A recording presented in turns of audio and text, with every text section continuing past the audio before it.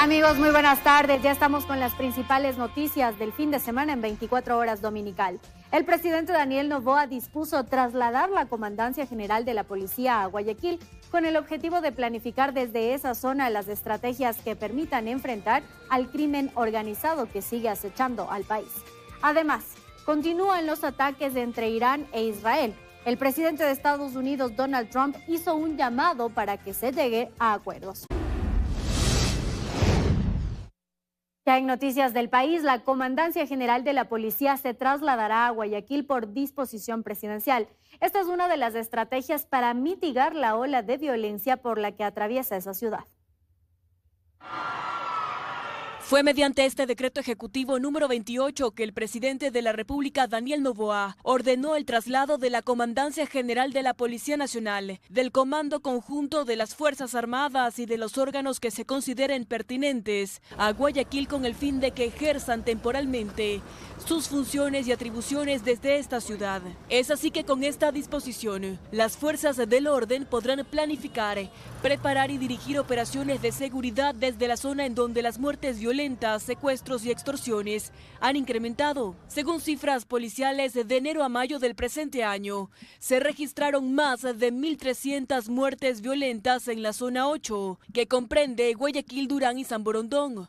Una cifra significativamente mayor a la contabilizada en el mismo periodo del año anterior, cuando se registraron 759 muertes violentas en las mismas localidades. El decreto ejecutivo está vigente desde el 13 de junio, por lo tanto el traslado dispuesto se ejecutará de forma inmediata. El excomandante de la Policía Nacional, Fausto Salinas, detalla que las fuerzas del orden alternarían la base en donde realizarían coordinaciones. En el caso de la policía, podría ser el cuartel modelo. Los resultados del traslado se verían a corto y mediano plazo, detalla. Y posteriormente vendrán otras acciones. Una de ellas, la más importante, es el control que se haga a las decisiones de la justicia, el seguimiento a las contra la impunidad. Durante las últimas semanas, varios hechos han causado conmoción en Guayaquil, entre los que consta el secuestro y asesinato de 4 comerciantes, la masacre en el sector de Peca y el atentado con explosivos en la Bahía.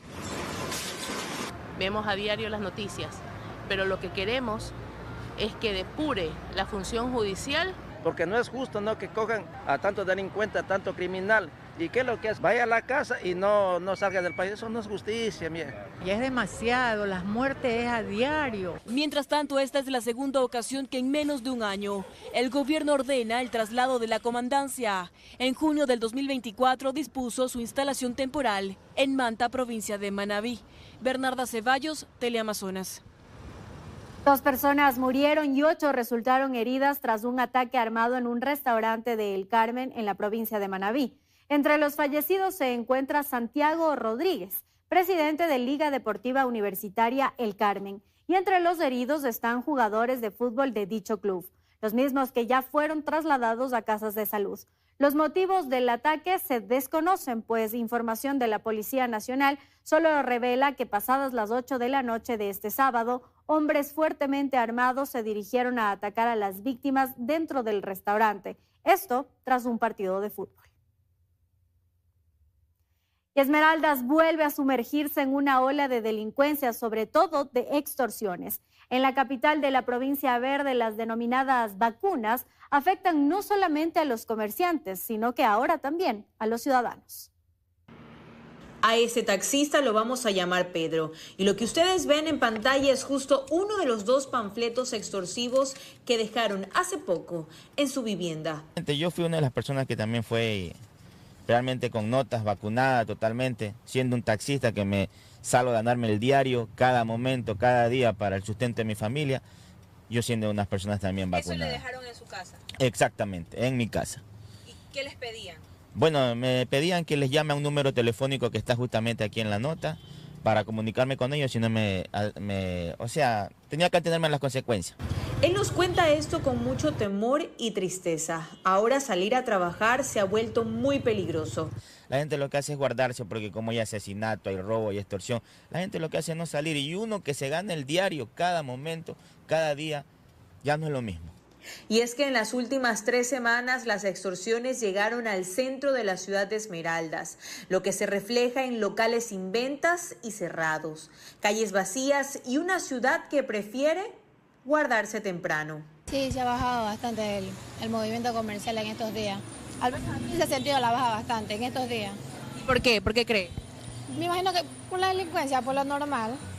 Mira, que hace poco dicen que hubo aquí en Aire Libre un muerto y todo eso. Entonces la gente el miedo pues también tiene a salir y todo eso.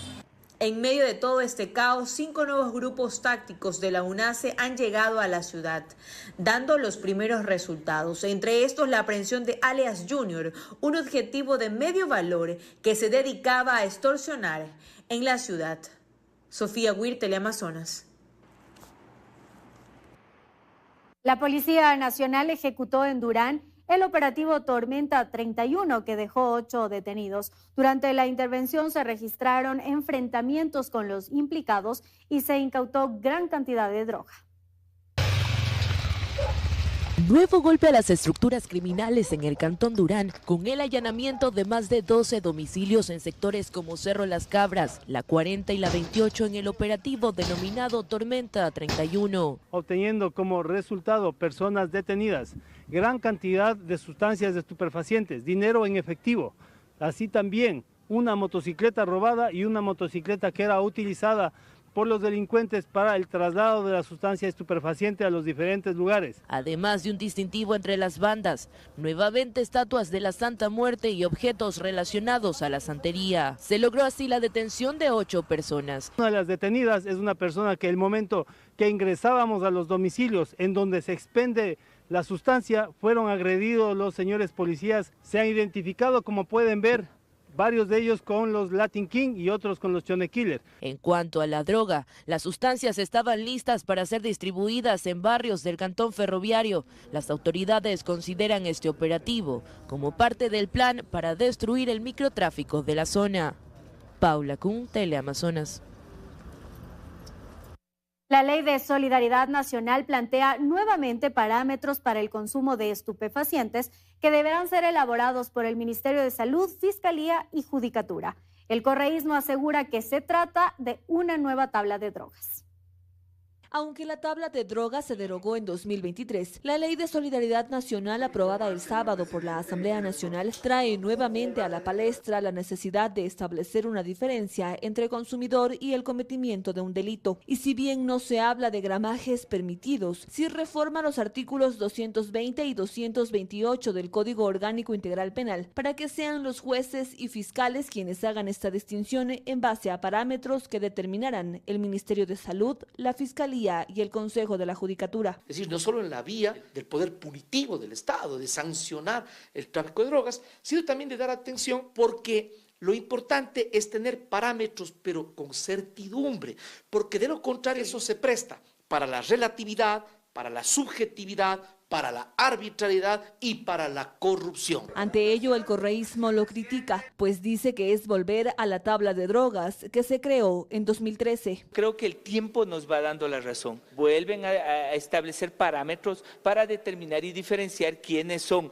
consumidores y quiénes son traficantes o microtraficantes. La tabla de consumo, y lo digo bien claro, está muerta. Y hoy lo que dice la ley es que no se presume que seas consumidor, tiene que entrar en una investigación y esto lo que se trata es de sacar la droga de las calles. Para el expresidente de la Corte Nacional de Justicia, Iván Sequicela, no se puede definir únicamente cantidades. Por ello propone también tomar el reglamento creado por esa entidad en 2023 para el juzgamiento de estos delitos. El llamado PIPH, la prueba de identificación preliminar homologada.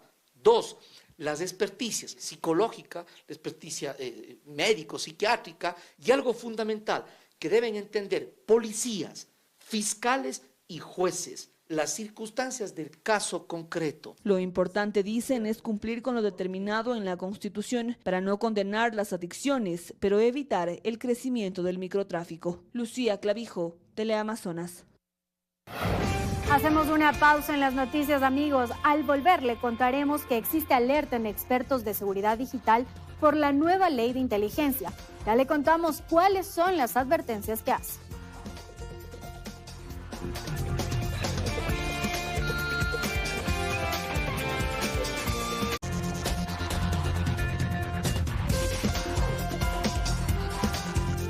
13:15. Seguimos revisando más noticias.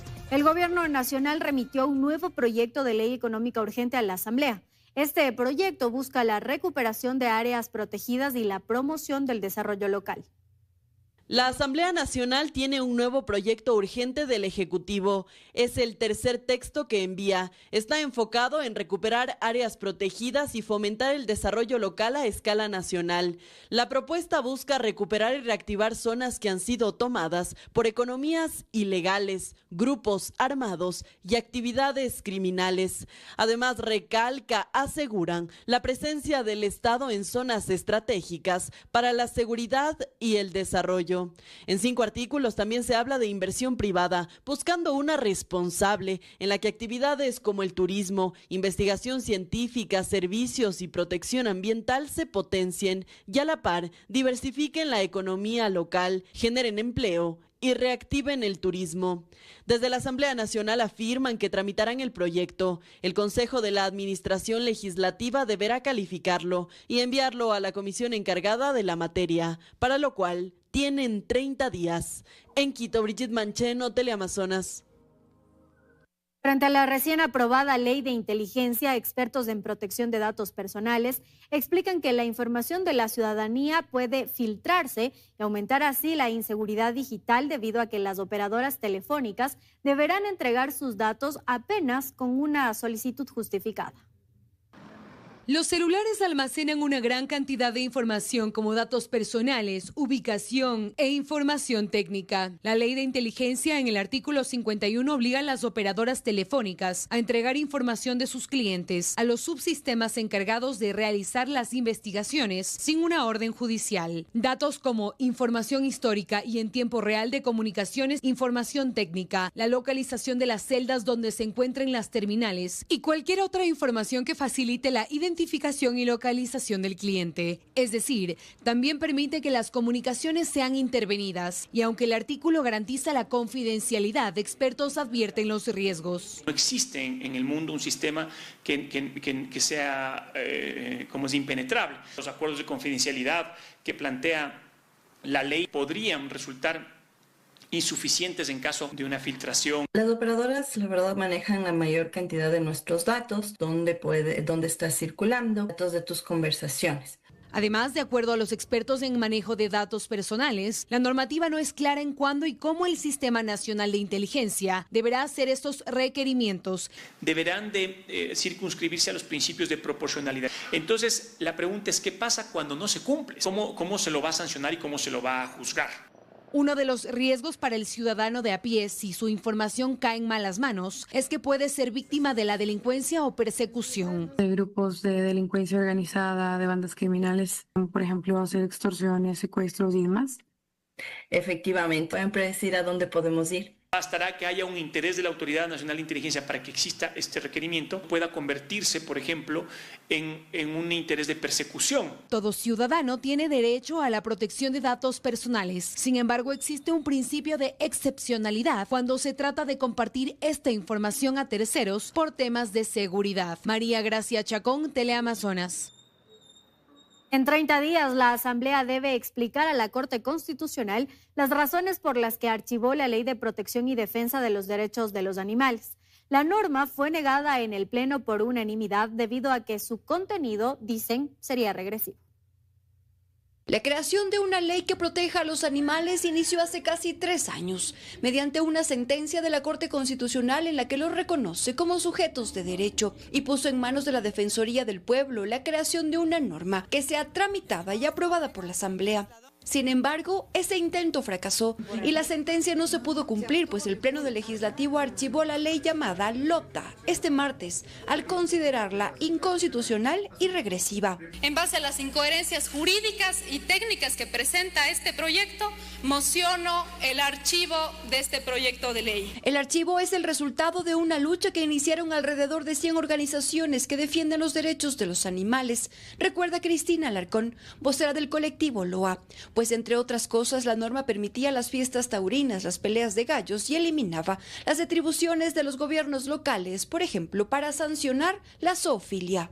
Esto simplemente es decir que los animales sienten, y esto pues la LOPDA no lo tenía, no tenía ni siquiera el principio de sintiencia, no tomaba en cuenta los factores, por ejemplo, interespecie, interpretación ecológica, que lo que nos dicen es justamente que el animal como ser individual tiene necesidades específicas que deben ser tomadas en cuenta. Esta ley, que ahora está en el archivo, permitía la mascotización de animales exóticos, el encadenamiento de animales de compañía, el uso de animales en experimentos cosméticos y además reducía la sanción por el abuso y maltrato animal. Son prácticas que están prohibidas en otros países y que pues en nuestro país no lo hemos hecho, y se disminuye el sufrimiento y la crueldad que ejercemos hacia estos animales.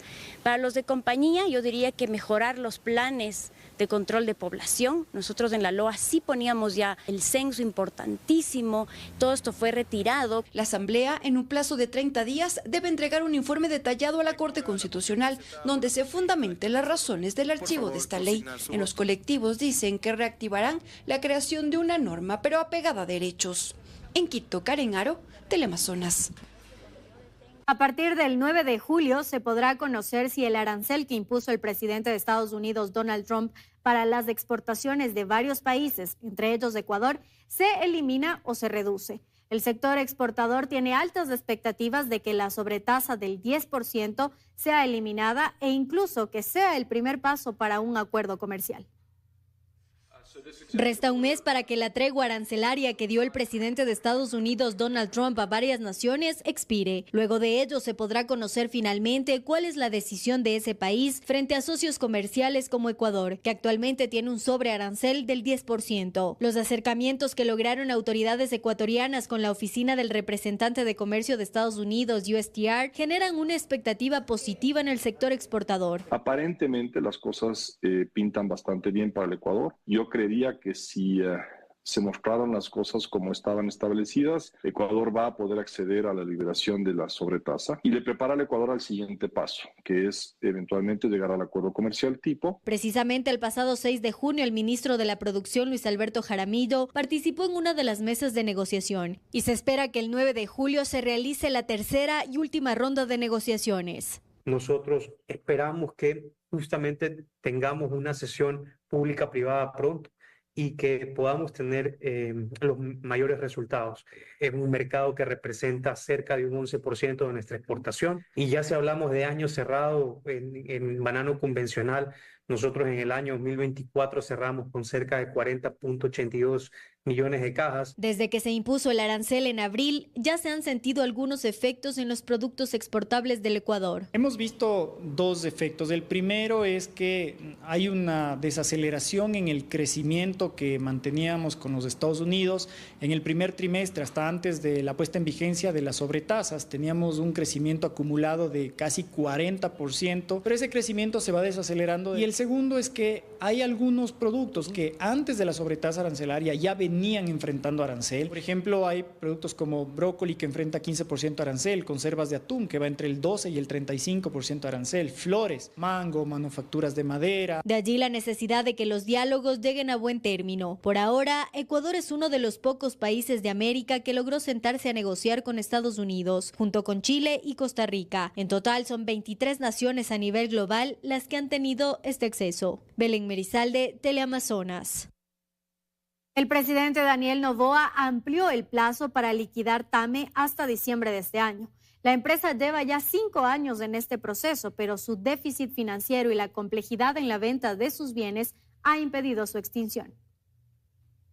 A través de el Decreto Ejecutivo 22, el presidente Daniel Noboa amplió el plazo hasta diciembre de este año para que la empresa pública TAME concluya su proceso de liquidación. Deudas, escasez de recursos, problemas para vender activos y trabas administrativas han obstaculizado y demorado el cierre de la ex aerolínea estatal que se inició el 19 de mayo de 2020, por disposición del entonces presidente Lenín Moreno. En ese año se detectaron los múltiples problemas financieros y operativos que registraba la empresa pública. En julio de 2020 se dispuso que la liquidación se lleve a cabo en un plazo de 60 días. Como no se logró, en julio de 2021 se amplió el plazo por un año, pero tampoco ocurrió. En julio de 2022, la ampliación fue de 3 meses. Luego, en junio de 2023, se extendió nuevamente y el 9 de mayo de este año, el liquidador pidió un nuevo plazo. Uno de los principales inconvenientes que impide el cierre de la empresa es la venta de sus activos. En junio de 2024, TAME convocó a interesados para que puedan adquirir algunos bienes, entre ellos 6 aeronaves, 3 Airbus y 2 Embraer, pero no se conoce cómo resultó la venta. Su déficit financiero asciende a $307 millones,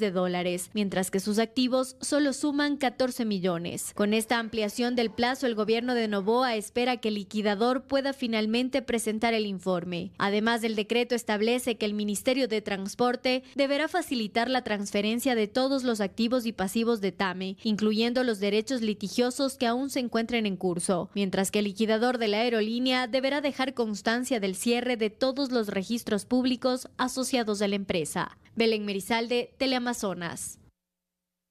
Así también el presidente extendió el plazo de liquidación de la empresa Ferrocarriles del Ecuador hasta fin de este año. Esta medida se toma mientras se impulsa la reactivación de 2 rutas ferroviarias turísticas representativas para el país.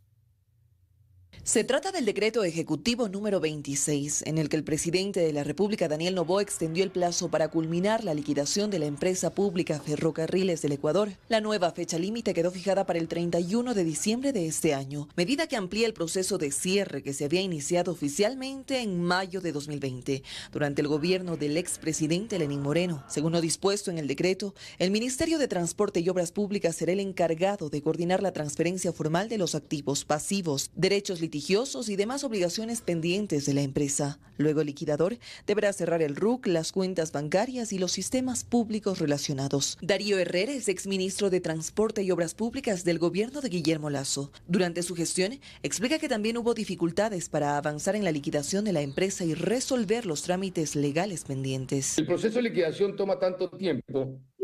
No es porque no haya la voluntad de hacerlo, es porque se arrastra una serie de problemas y de condiciones especiales, con lo cual se recibió eso, recibió el gobierno del presidente Lenín Moreno y también recibió el presidente Lasso y ahora recibe también el presidente Noboa.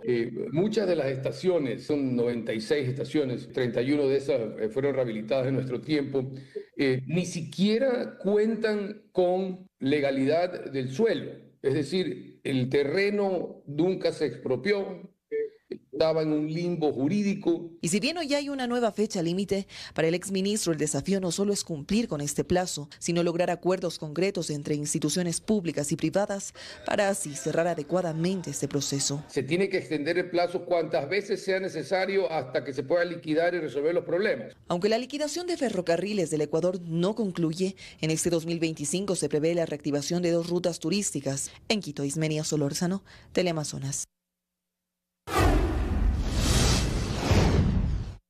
Y ahora nos trasladamos hasta Esmeraldas, donde hoy se espera el encendido oficial de los primeros 16 grupos de electrógenos de la central térmica Esmeraldas 3 a cargo de la empresa ATM. Sofía Huer está en el lugar y nos cuenta los detalles. Adelante, Sofía. ¿Qué tal en estudio? Buenas tardes. Justo estamos a puertas de la central térmica Esmeraldas 3, que se prevé el día de hoy comience con el encendido de los primeros 16 grupos de electrógenos. Ustedes justamente pueden ver a mis espaldas, esto es parte de la entrada principal, y también contarles que estas pruebas pues durarán hasta el 20 de junio. Ya se han dado algunos pasos previos al inicio de las pruebas técnicas, como por ejemplo la energización del transformador principal, y también decirles que a las 10 de la mañana se dio con el encendido de las barras de media tensión para la posterior sincronización de las unidades de 1.9 megavatios. Es importante también contarles que estas son las primeras pruebas oficiales ante el SENACE, pero previamente se han hecho pruebas internas desde el 26 de marzo y para estas pruebas los 16 grupos electrógenos representan el 30.3 megas, es decir, un poco puntualizando, es que el día de hoy ya el Sistema Nacional Interconectado tendrá 30.3 megas más adicionales ya con el encendido de estos grupos electrógenos. Recordarles que este proyecto fue adjudicado justamente el año pasado, 2024, a Austral Technical Management de Uruguay, y pues hoy se inicia también con este encendido. En todo caso, es la información que tenemos a esta hora de la tarde. Ustedes continúan con más. Gracias, Sofía. Vamos a estar pendientes en todo caso de si el encendido se da. Y también usted esté pendiente porque para este domingo estaba prevista la habilitación del kilómetro 83 de la vía Loax-Santo Domingo. Sin embargo, eso no ocurrirá. Se abrirá el paso el jueves 19 de junio a las 6 de la mañana de forma controlada, ya que la vía funcionará unilateralmente por los trabajos que se continúan ejecutando en esa zona. El tramo del kilómetro 83 de la vía Loax-Santo Domingo será habilitado este jueves 19 de junio a partir de las 6 de la mañana, medida que se ejecuta por petición de los contratistas y fiscalizadores de la obra, quienes manifestaron que es por cuestiones de seguridad vial, puesto que aún se evidencia caída de material rocoso por las condiciones climáticas presentadas en la zona. Sí nos preocupa los informes que ellos nos han hecho llegar anoche, que abramos la vía hoy, domingo, por ejemplo, y que vaya en cualquier momento a caer alguna roca, algún vehículo. Debido a las lluvias evidenciadas en los últimos días, no se han podido ejecutar las labores de limpieza. Estas precipitaciones han impedido que las rocas se fragmenten en los volúmenes previstos, por lo que durante estos días se reforzarán los trabajos hasta remover por completo las piedras de gran tamaño. El producto ese se llama crash, o sea, que es un expansivo. Entonces, con el calor se expande y les rompe las piedras y nosotros con el taladro les hacemos pequeñas para que poderles controlar un poco. Hasta la fecha se han removido aproximadamente 1.500 metros cúbicos de material rocoso, esperando hasta el miércoles remover de 600 a 700 metros cúbicos más, para habilitar un solo carril de forma segura con paso vehicular controlado. Nosotros después seguimos empernando y poniendo malla para anclarle a la montaña. O sea, nosotros tenemos 9, 12 metros que vamos a anclar los pernos, perforar esos pernos, ponerles una lechada de cemento. Al culminar esta primera fase de estabilización del talud, se procederá con la siguiente, que comprende la colocación de una malla geodinámica anclada a la montaña, por lo que durante el lapso de 20 a 30 días permanecerá activo un solo carril. Posterior a estos trabajos, se normalizará el paso por el sitio. Karen Caguano, Teleamazonas. La matriz del registro civil ubicada en el norte de Quito atendió este sábado en una jornada extraordinaria. Cientos de personas acudieron a la entidad en busca de su documento. Esta fue la extensa fila que se formó desde antes de las 8 de la mañana en los exteriores del registro civil al norte de Quito. Desde tempranas horas de este sábado, decenas de ciudadanos acudieron a este punto para realizar sus trámites. Nosotros venimos desde San Blas ahorita, porque en San Blas está igual, la cola está inmensísima, y de allá venimos de acá. Aquí siquiera se mueve, allá en San Blas no se mueve. Desde las 6 de la mañana a sacar la cédula y ando 8 días y sin poder sacar la cédula. En algunos momentos incluso se registraron pequeños incidentes como estos debido a la aglomeración de personas. ¡A la cola! ¿Por qué le deja pasar, señora? La fila incluso bordeaba las 3 cuadras. Todos intentando sacar su cédula. Sin embargo, estos inconvenientes fueron solventados con el paso de las horas. Según la coordinadora del registro civil, esto fue parte de la jornada extraordinaria de cedulación dispuesto ante la alta demanda de usuarios. Para atender a todos los usuarios que en este caso tienen turno, gente que ha agendado con anticipación en nuestra agenda virtual, personas que están sin turno. A todas estas personas le estamos atendiendo de manera normal en las 37 agencias a escala nacional. Y si bien muchos ciudadanos dijeron que esperaron su turno entre 2 y 3 horas para ser atendidos, debido a la alta concurrencia registrada en esta jornada, la funcionaria explica que esto se debió a que atendieron turnos posteriores. El alta afluencia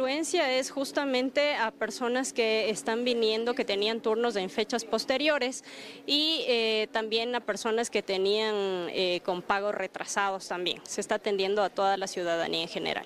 Según el registro civil, durante esta jornada extraordinaria estuvo previsto atender a más de 20.000 ciudadanos a escala nacional y solo en Quito, en sus 6 puntos, a 5.000. En Quito, Ismenia Solórzano, Teleamazonas.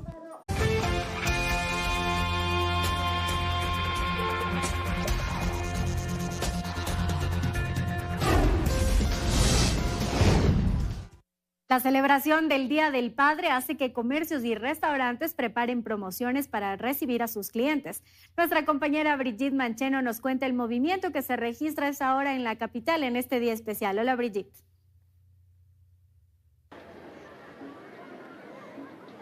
Hola Belén, buenas tardes amigos televidentes. Parece que ya mismo empieza a llover aquí en la capital. Sin embargo, aquello no ha sido impedimento pues para que decenas de personas se hayan dado cita no solo en locales comerciales, sino también en restaurantes, y sobre todo les cuento que el día de hoy también visitamos estos famosos centros comerciales del ahorro, donde con ofertas y promociones pues recibieron hoy a los más festejados del hogar. Les tenemos preparado un reportaje, veamos. Desde muy temprano los parques y calles en Quito lucieron así. Decenas de familias que se reunieron este tercer domingo de junio para celebrar a papá. Mis hijos me hicieron el desayuno. Salimos un ratito a hacer un poco de deporte y bueno, almorzar juntos. El abrazo es lo mejor que nos puede dar nuestros hijos antes que lo material. Comerciantes con expectativas sacaron sus mejores productos para ofrecer a quienes aún buscan el regalo ideal. Tenemos las mejores mercaderías en calidad, en la tendencia, en los nuevos modelos que están saliendo en el día de hoy. Esperemos con nuestros anhelos que nos visiten acá, que llenen, vengan con toda la familia, buenos precios, buenas ofertas. Situación parecida de gran afluencia se vio la mañana de este domingo en el centro histórico de Quito, donde los centros comerciales del ahorro fueron los grandes protagonistas. Las ofertas aquí no faltaron. Empezamos a vender a partir de las 4:30 de la mañana. Sí, ha habido buen flujo de gente. Bueno, por lo general yo vendo lo que son camisetas, ¿no? Entonces las camisetas se han vendido muy bien como regalo para el Día del Padre y como vendo económico también. Y así, de a poco todos empiezan a celebrar a papá en este su día, un día que también es de gran expectativa para los comerciantes. Y bien, usted todavía está a tiempo de salir de casa y por supuesto realizar algunas de las actividades que les hemos contado, sobre todo, ya lo decíamos, pues porque los comerciantes esperan estas fechas particularmente con gran expectativa para aumentar sus ventas. Nosotros también nos sumamos a ese mensaje de felicitación a los padres de todo el Ecuador que a esta hora por supuesto nos ven. También veíamos aquí a personal policial, militar, municipal, padres de familia que a pesar de que hoy es su día pues se encuentran también sirviendo, realizando sus diferentes funciones. Un abrazo, por supuesto, a los nuestros también. Belén, buenas tardes. Así es, Brigitte, un abrazo grande para nuestros papás que siempre están aquí en sintonía de Teleamazonas. Y restaurantes en el centro de Guayaquil también reactivaron sus ventas por el Día del Padre. Muchos comerciantes incluso abrieron sus puertas hasta 2 horas antes de lo habitual para atender la creciente demanda de clientes que buscan celebrar y homenajear al rey del hogar. Ricardo Cruzati nos amplía la información a esta hora. Ricardo, adelante. Así es, ¿qué tal, compañeros? Y justamente a esta hora se registra gran movimiento, no solamente en el centro de la ciudad de Guayaquil, sino también en restaurantes. Justamente nosotros estamos dentro de uno donde también como regalo por el Día del Padre a varios papitos, abuelos, al rey de la casa lo han traído pues como homenaje en este día pues a que tengan un feliz día con un desayuno. Amigo, usted nos comentaba que como regalito del Día del Padre lo han traído a desayunar en toda la familia. En toda la familia, con toda la familia. Papá, hijo, nieto, nieta y hija. Y en este caso, ¿qué se siente tener a la familia unida este día? Unida toda la vida, es bueno, es muy bueno. Una alegría inmensa. Una alegría inmensa. Para el rey de la casa. Así es, para el rey de la casa. Es la única forma de ponerme fuerte con el rey. Listo, amigos, muchísimas gracias, buen provecho. Bueno, y como ustedes pueden observar, compañeros, acá también están los padres de familia, están terminando de desayunar. Esta es otra de las opciones que se están dando por el Día del Padre, porque no solamente es comprar diferentes tipos de artículos, como camisetas, productos, entre otras cosas más, sino que también el movimiento en restaurantes, justamente este día sí se ha duplicado. Justamente estamos con el administrador del local, Johnny Villalba. Me comentabas que por el Día del Padre arrancaron desde muy temprano, las entregas también. ¿Cómo se ha vivido el comercio en los restaurantes por el Día del Padre? Se ha bebido desde 72 horas antes. Tenemos que prepararnos, acomodar todos los pedidos para entrega y para atender a los clientes, que siempre vienen. Personas hay incluso haciendo fila para entrar, ¿no? Siempre hacen fila para entrar por nuestra atención y por los dulces que vendemos. Sí, y en este caso, bueno, por el Día del Padre sí se ha duplicado entonces las ventas. Se ha duplicado por las ventas por el Día del Padre y los esperamos siempre, no solo por el Día del Padre. Listo, amigo, muchísimas gracias. Bueno, esto es parte, compañeros, del movimiento que se vive justamente aquí en este restaurante, donde, como nos indicó su administrador, pues desde hace 72 horas se estaban preparando para este día. Hay personas esperando y no solamente el movimiento se vive en este restaurante, sino también en otros lados, como a lo largo de la calle Panamá. Hay algunos locales que también están llenos, hay personas que han aprovechado este día para abrir mucho más temprano y en este caso pues dar la mejor atención y así, más que todo, potenciar sus ventas. Eso es lo que les podemos contar a esta hora. Volvemos con ustedes a estudios y que tengan un feliz día a todos los papitos que se conectan con nosotros a través de la emisión de Teleamazonas. Volvemos con ustedes. Gracias, Ricardo. Un feliz día para ti también y para todos los papitos de Teleamazonas que hoy están trabajando.